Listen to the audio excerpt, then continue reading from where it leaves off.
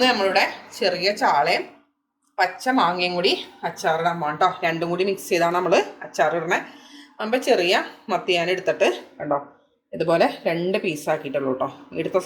എടുക്കുന്ന സമയത്ത് നിങ്ങൾ തലയും ഒന്ന് എടുക്കാം കേട്ടോ. തല എടുക്കുമ്പോൾ നല്ല ടേസ്റ്റാണ്. പൊരിച്ച് ചെയ്യുമ്പോൾ അത് കുഴപ്പമില്ലാതെ നമുക്ക് കഴിക്കാൻ പറ്റും കേട്ടോ. 3 ടേബിൾ സ്പൂൺ മുളക് പൊടി, 1 ടേബിൾ സ്പൂൺ മഞ്ഞൾപ്പൊടിയും കൂടി ചേർത്ത് കൊടുക്കുന്നുണ്ട്.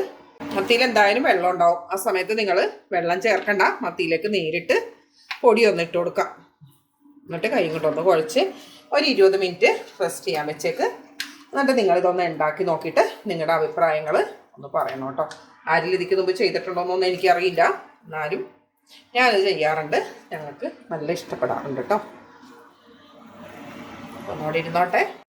അപ്പോൾ ഉപ്പ് ആദ്യം തന്നെ മീനിൽ വിതറി കൊടുത്തിട്ടുണ്ടായിരുന്നു കേട്ടോ. അതാണ് ഉപ്പിനെ കുറിച്ച് പറയാൻ മറന്നുപോയത്.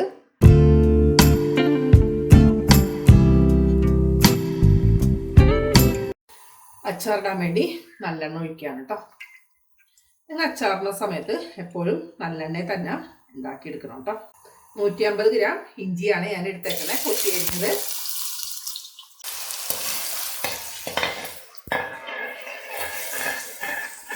100 ഗ്രാം വെളുത്തുള്ളിയും കൂടി ഒന്ന് ഇട്ട് കൊടുക്കാം. ഇഞ്ചിയും വെളുത്തുള്ളിയും പാകമായിട്ടുണ്ട്. അപ്പൊ നമ്മളൊന്ന് എടുത്ത് മാറ്റിയാണ് കേട്ടോ. വേപ്പിലയും ഇപ്പൊ പാകമായിട്ടുണ്ട്. അപ്പൊ നമ്മളൊന്ന് എടുത്ത് മാറ്റിയാണ്. അപ്പൊ മീൻ പൊരിക്കുന്നതിന് മുമ്പ് ഈ 2 കാര്യങ്ങൾ ആദ്യം 3 കാര്യങ്ങളും ആദ്യം ചെയ്ത് നോക്കണം കേട്ടോ. അപ്പൊ കടുക് ഞാൻ വേറെയാണ് പൊട്ടിച്ചു കൊണ്ടുവന്ന് വെച്ചേക്കുന്നത് കേട്ടോ.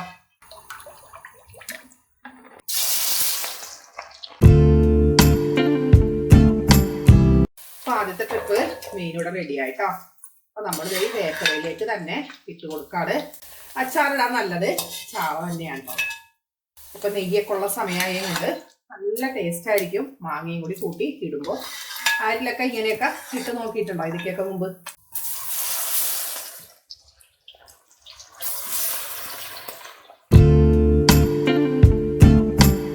മീനൊക്കെ പൊരിച്ച് മാറ്റിയ എണ്ണ തന്നെയാണ് കേട്ടോ പച്ചമുളക് ഇട്ടേക്കുന്നത്. അപ്പോൾ ഒരു 20 മുളക് ഇതുപോലെ ചെറുതായി അരിഞ്ഞെടുത്താണ് കേട്ടോ. എരിവ് കൂടുതൽ വേണമെന്നുണ്ടെങ്കിൽ നിങ്ങൾക്ക് കൂടുതലിടാം കേട്ടോ.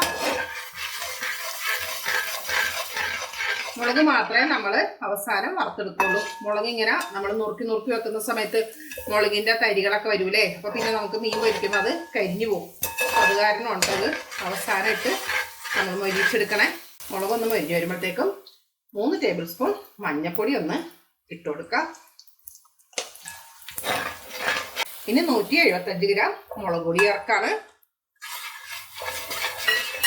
ഈ സമയത്ത് നമ്മൾ കുറച്ച് വിനാഗിരി ഒന്ന് ഒഴിച്ചു കൊടുക്കണം കേട്ടോ.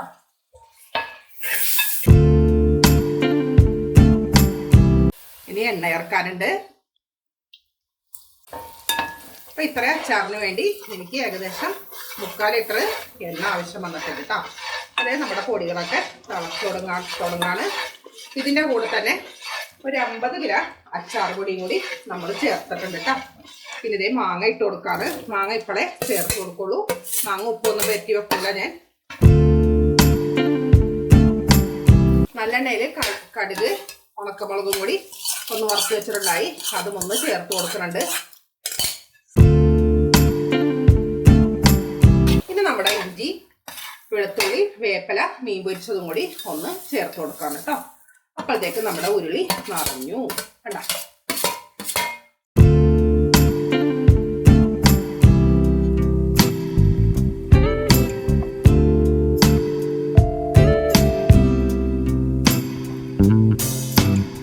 നല്ലെണ്ണ ഇഷ്ടമില്ലാത്തവർക്ക് വെളിച്ചെണ്ണയിലൊക്കെ ഈ അച്ചാറിടാം കേട്ടോ.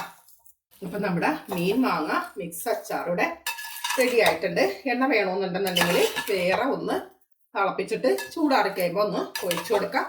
ഇനിയിപ്പോൾ ഇതിൽ നിന്ന് എണ്ണയൊക്കെ ഒന്ന് ഊറി വരും കേട്ടോ. അത് നോക്കിയിട്ട് ഞാനിനി ഒഴിക്കുള്ളൂ. ഇങ്ങനെ എടുത്ത് വരുമ്പോൾ എണ്ണ വരുന്നുണ്ട്. എപ്പോഴും ഞാൻ പറയാറുണ്ട് നിങ്ങളോട്, അച്ചാറുന്ന സമയത്ത് എണ്ണ മുകളിൽ പൊങ്ങിക്കിടക്കണം. ഈ ചൂടിലിരുന്നിട്ട് മാങ്ങ ഒന്ന് വെന്ത് വന്നോളൂ കേട്ടോ. പിന്നെ ഇങ്ങനെ ഇരിക്കുന്ന സമയത്ത് മാങ്ങ ഒന്ന് അലരാൻ തുടങ്ങും. ഇവിടെ കടിക്കുന്ന രീതിയിലുള്ള മാങ്ങച്ചാറാണ് കേട്ടോ ഇഷ്ടം. മാങ്ങ ഇടുന്നതാണ് ഇഷ്ടം. അതാണ് ഞാൻ അങ്ങനെ ഇട്ടേക്കുന്നത്. അച്ചാർ ദേ ഇപ്പം ഇതുപോലെ ഇരിക്കണം കേട്ടോ, ചാറോട് കൂടി ഇരിക്കണം. കണ്ടോ? ഇനി കുറച്ച് കഴിയുമ്പോഴത്തേക്കും എണ്ണയെല്ലാം തെളിഞ്ഞ് മുകളിൽ വരാൻ തുടങ്ങും.